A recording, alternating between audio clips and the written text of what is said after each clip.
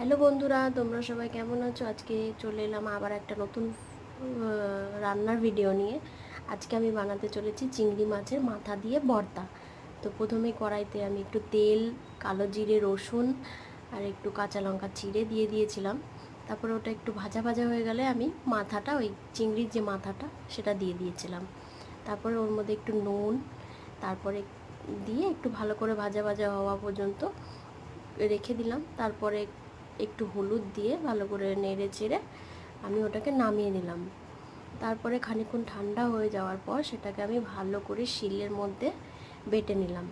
বেটে যাওয়ার পর দেখো এরকম একটা লুক এসছে। এটা খেতে এতটা অসম্ভব হয়েছে বন্ধুরা, তোমাদের কি বলবো।